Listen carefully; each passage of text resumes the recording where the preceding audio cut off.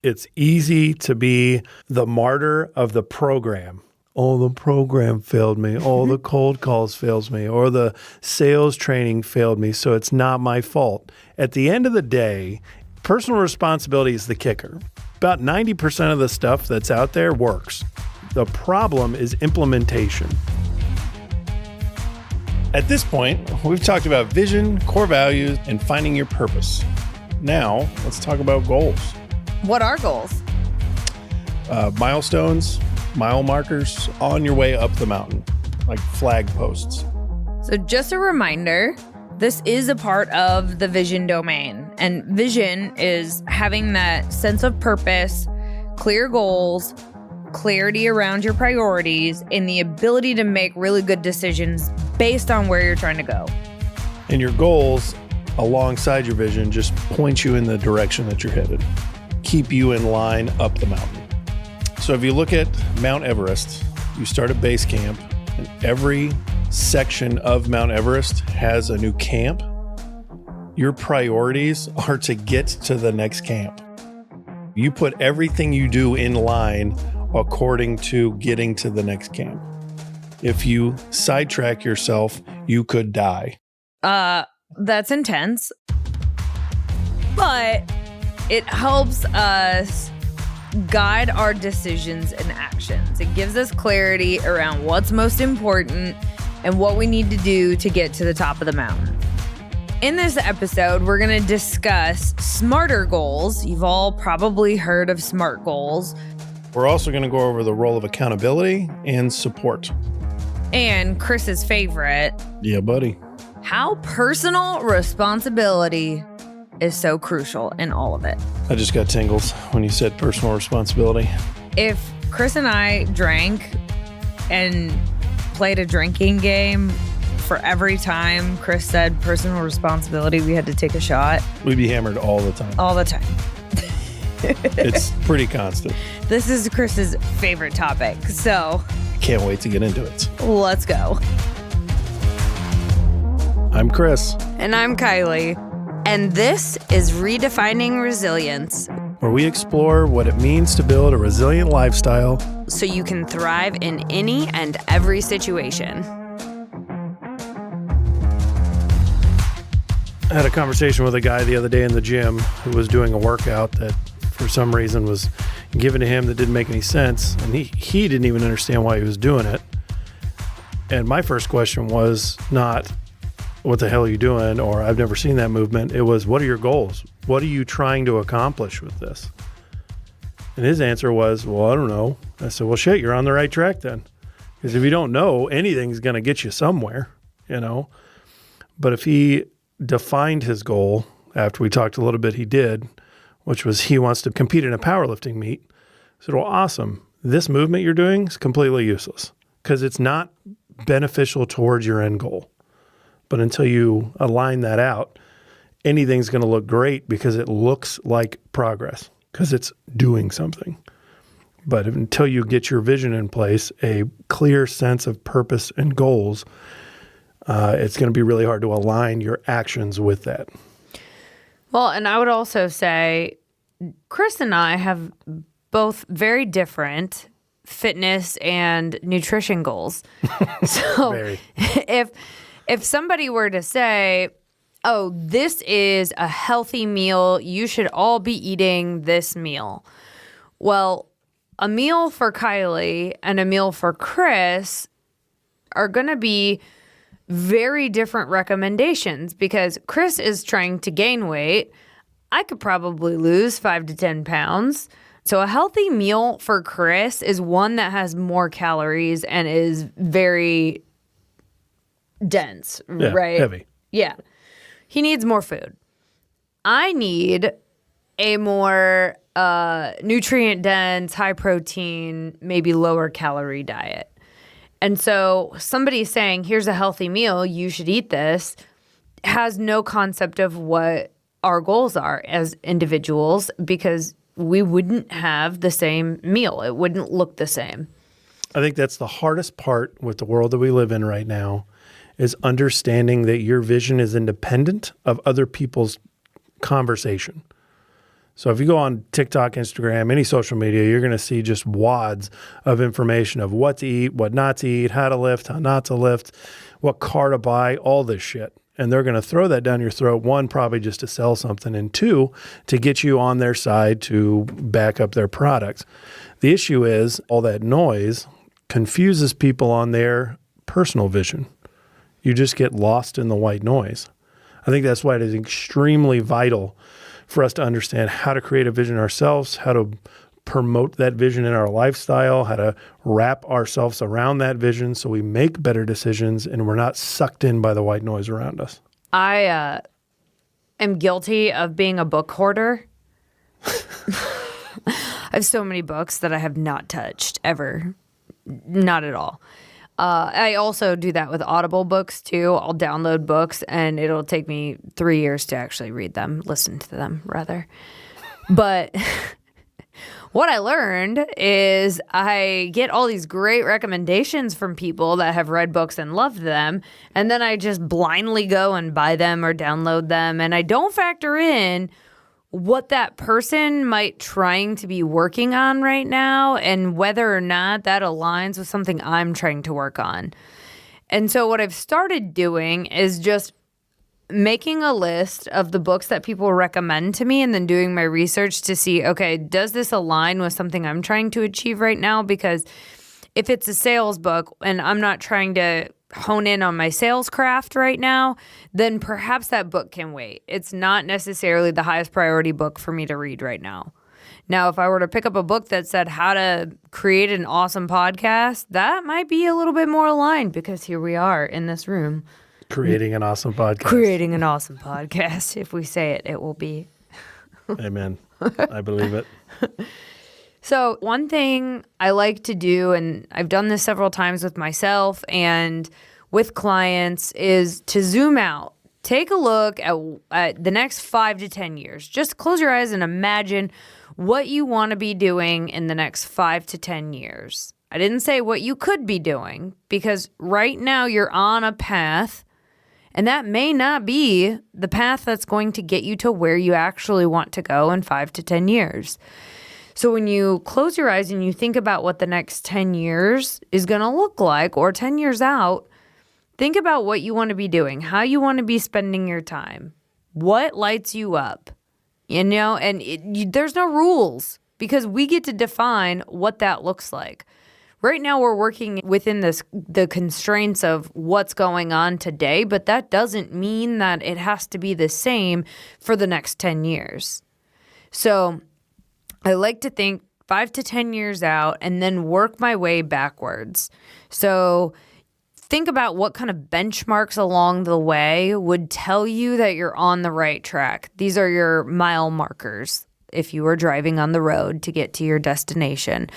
What do you need to have achieved that would tell you, yep, we are on track and we're headed in the right direction? And ultimately, those are our goals. I totally agree. The goals are just mile markers towards your vision. So I know with a training client, when I build programs for them, I start out with their goals.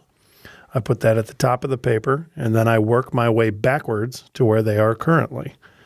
Because if I can see the steps backwards, say some cat wants to bench 405, but he's benching 135 right now. All right, well, we're going to break that down. We're going to say, hey, listen, in 6 months, we want to be pressing this. In 8 months, we want to be pressing this. In 2 years, we want to be pressing this. And then you can break down all the little things in between to either speed it up, slow it down, prevent injury, give you time for injury. There's all these things that can happen that'll cloud your vision if you don't understand, one, your end goal, and two, where you are currently. So there's self-awareness and all these other things that come into play when you're creating your vision. But I think the biggest one is just honesty. Mm-hmm. Where am I right now? Is it where I want to be in 10 years? If so, awesome. But like everybody else, you want growth. You want change. We want to develop ourselves as humans.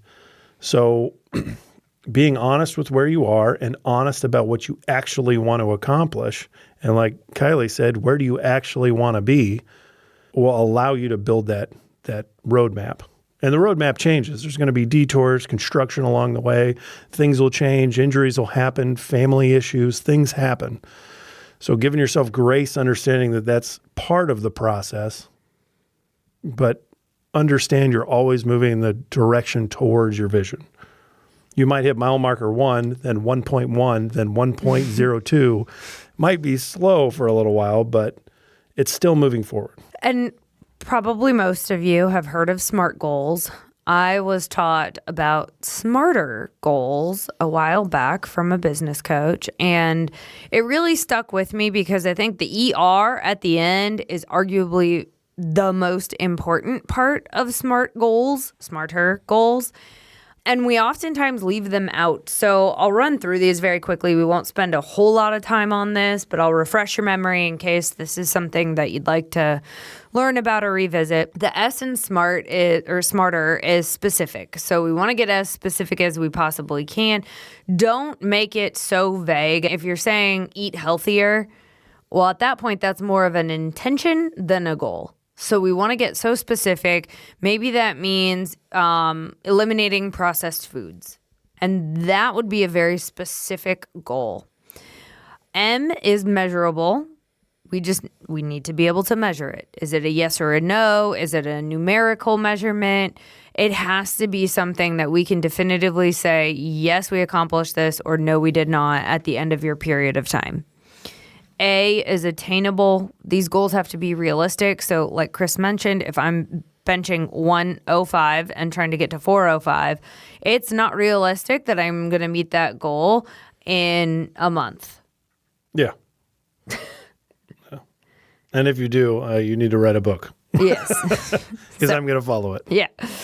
So it has to be attainable. Otherwise, your brain simply will not buy into this goal actually happening, and you will self-sabotage, and you will likely not do anything to achieve that goal because you know in the back of your mind it's not realistic. The next one, the R, is relevant. And when I think of relevant, I also think of aligned because your goals have to be aligned to a reason or a season of life.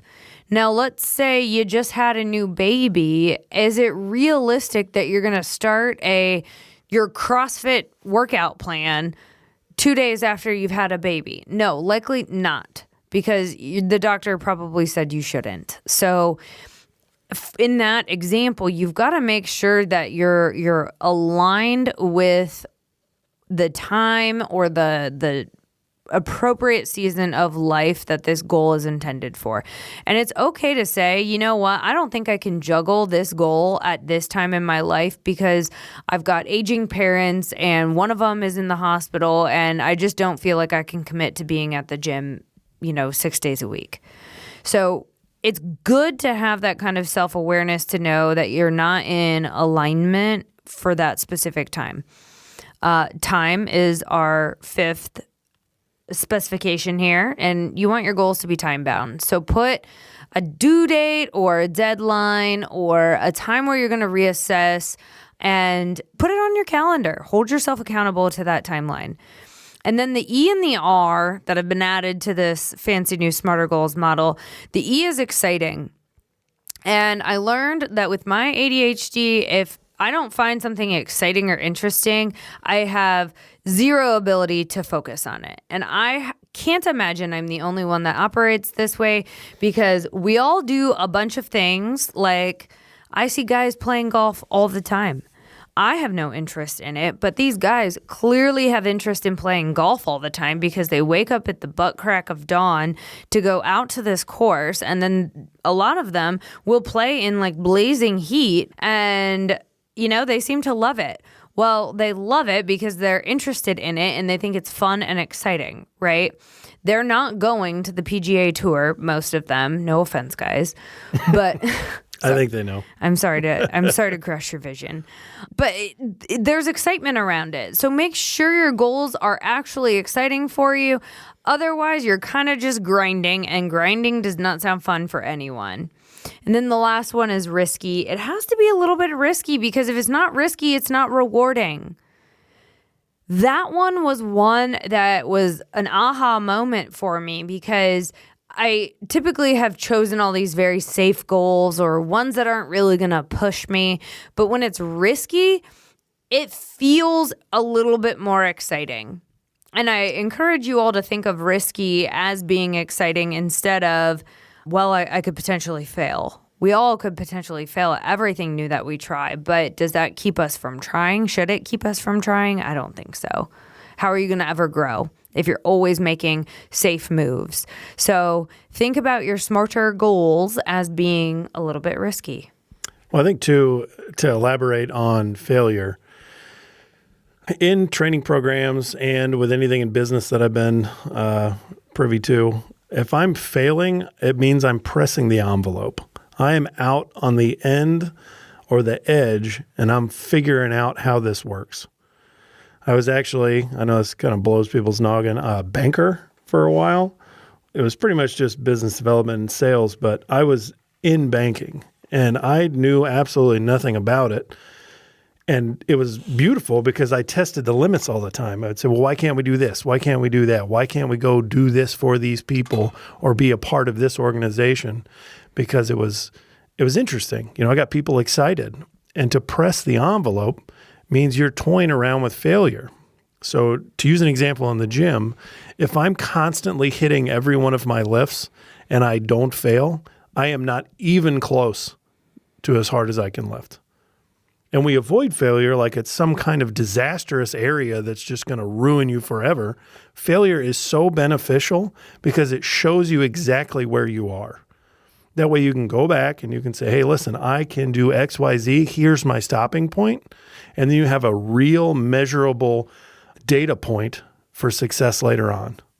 Because you can see, I couldn't have even touched that or done that, or my business development program wasn't even close to this, and now look, I'm flying past it.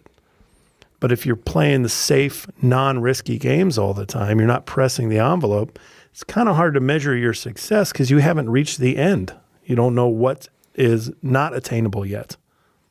Another point to remember when you're thinking about your vision and your goals, conflicting goals work against each other and they drain your energy. So if, let's say, you've got a goal of spending more time with your family, and let's say you also get presented with a promotion at work, it may feel conflicting to say yes to the promotion because in the back of your mind, maybe it sounds like it would conflict with your goal to spend more time with your family, because it would mean you'd have to be at the office more, you'd have to be on call 24/7, or you'd get pulled into meetings and travel more, right? So in that case, you've got to make sure your goals are working in alignment with each other and not conflicting.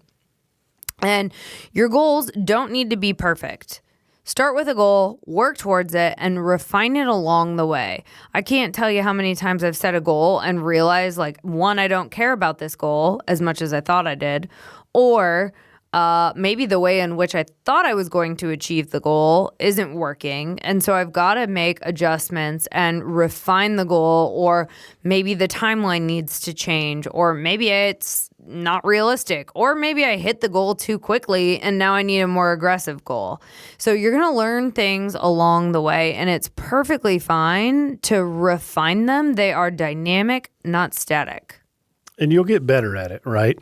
Like when I first started lifting, man, my goals were bonkers. Like I thought my first strongman, I was going to go in and dominate, win everything. I got last place. Well, second to last place because the guy behind me didn't even show up. So technically, I got last place because I did not understand and didn't want to be realistic with myself and didn't really know how to be realistic with that scenario. So the older I get and the more I get into competitions and the more I understand competing and my boundaries and my abilities, I can set goals that make more sense and that are easily conceptualized because I understand that where my thresholds are, because I have failed so many times. So I understand thresholds, therefore I can create goals that press those thresholds. They don't put me out so far in left field that I'll never achieve it. Then I'm heavily demoralized because it's so ridiculous of a goal or such a heavy goal. It's just easier. The longer you're in it, the more you refine it, the more, like everything, the more time you spend on it, the better you are at it. And goal setting is a talent. You will be better at it the longer you do it. And I think that's one thing to at least bring attention to, because how often do we set goals but forget all about them because we're not succeeding in the first attempt or maybe even the second attempt? And so we give up on our goals. You have to be in this for the long run. And a lot of times when that happens, we haven't set forth the future vision, the long-term vision, because we have to know why these short-term goals are so important to the long-term. But if the long-term isn't there, it just feels inconsequential to work after these goals that, you know, maybe aren't really working for you. You're not seeing as much progress as you'd like. And so it's easier to throw in the towel because they don't mean as much. They don't carry as much weight. Well, and the reality behind it, our human system is built to achieve. And there's no such thing as reaching the point of contentment.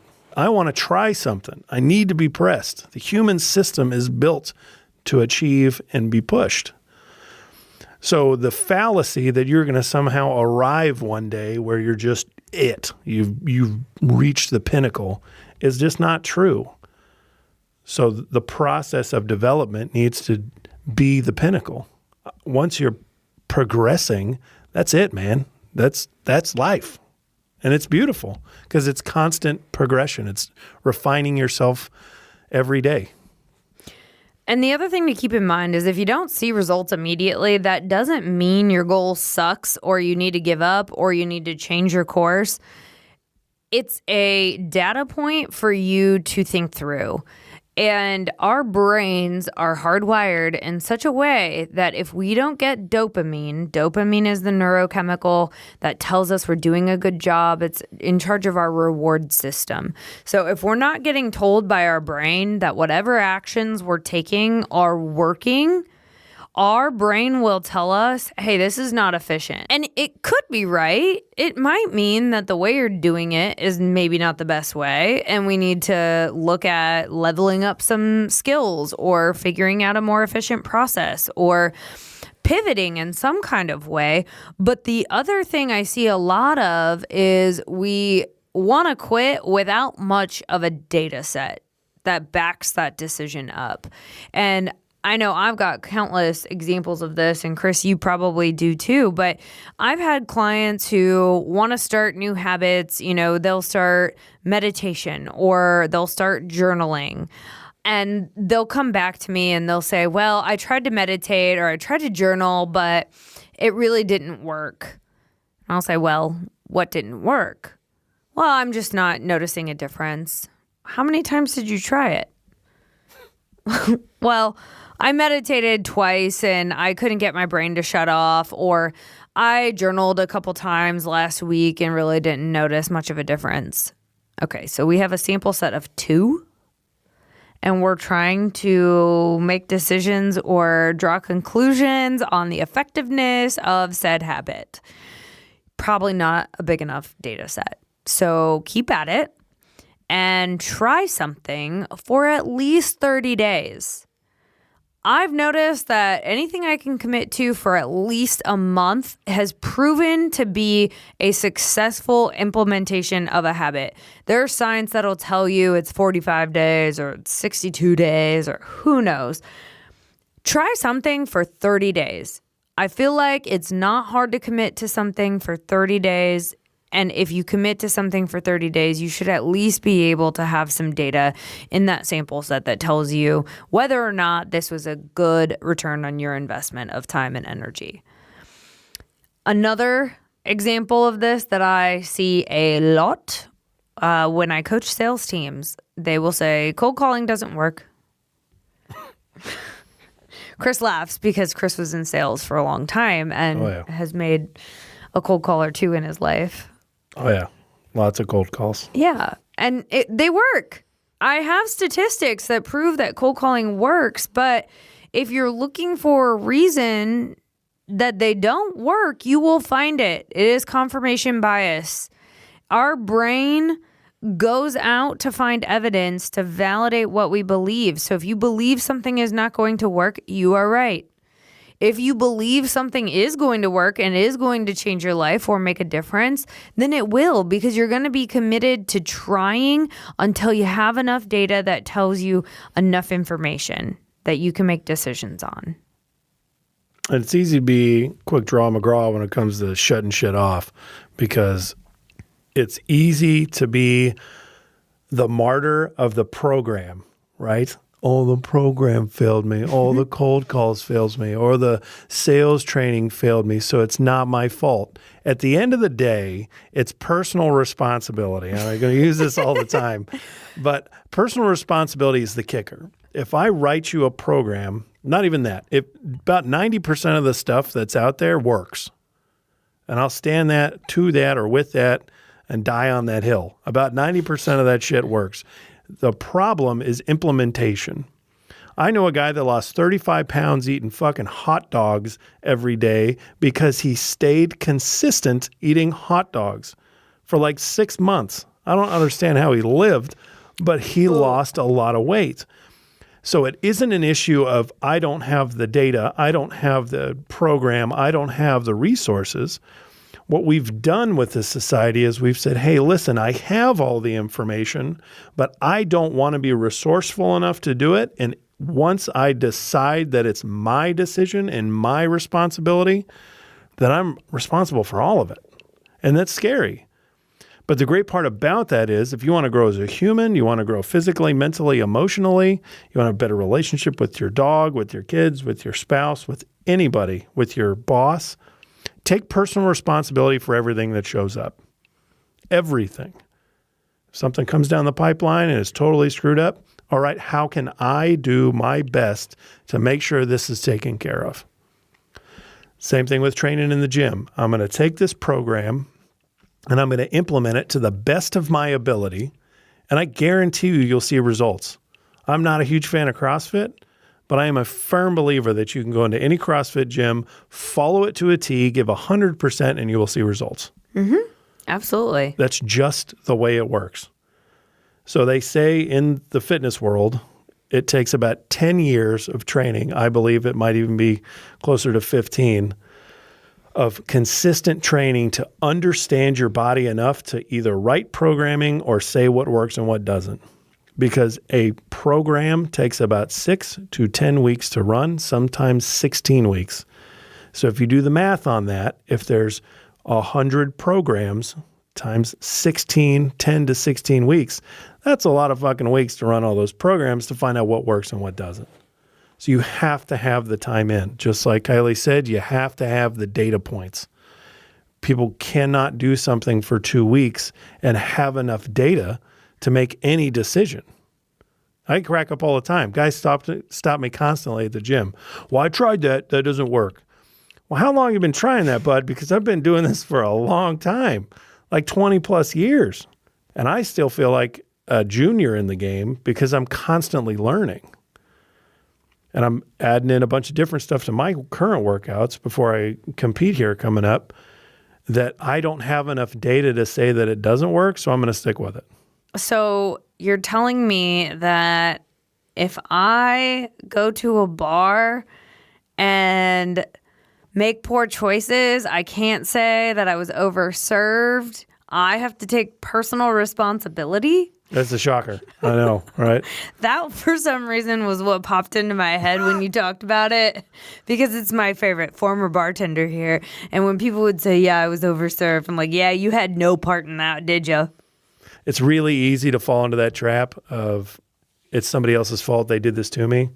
But like, if you're real honest with yourself and look in the mirror, nobody's forcing you to do anything. You're choosing to do it because of social stigmas or some kind of catalyst that makes you feel like you have to do it or you should. I know when I stopped drinking, I would go out with my buddies and I'm like, oh, I don't know, maybe. But then it's like I would kick back from that real hard because that was nothing inside of me value-wise that wanted that. It was literally all the situation I was in, the people I was around, and those things driving that decision. But it was something I didn't want in my life, but I still had a pull to it. So I had to remove a lot of that stuff. Well, and I think that brings up a good point that we want to remember. When you're setting goals, goals are best accomplished with a supportive circle around you of people that are going to encourage you and get on board with your goals. I remember very distinctly when I gave up alcohol. Alcohol was a goal of mine to eliminate from my diet about 2 years ago. And I had a friend say, well, the second you drink again, everybody is going to be all over your ass about it. I was like, wow, that didn't feel very supportive at all. Nor was it encouraging. So it's really important to have people around you that are going to be great advocates and support your goal. I have another friend, Leah, who anytime we go out together, she is always super supportive, and she'll ask the bartender if there's any mocktails or what kind of non-alcoholic options are available. And even though, she'll partake in an alcoholic beverage, she's still supportive of my decision not to. So it's really important to have people in your life that are going to push you and motivate you and are going to be aligned with your goals and not be in conflict with your goals. And also, when it comes to how you accomplish your goals, best done with a layer of accountability. So that can look like a lot of different things. But for me, Chris is my accountability partner for getting my ass to the gym. I may not want to, but at the end of the day, he's going to be like, Kiley, you haven't gone this week at all yet. Fine.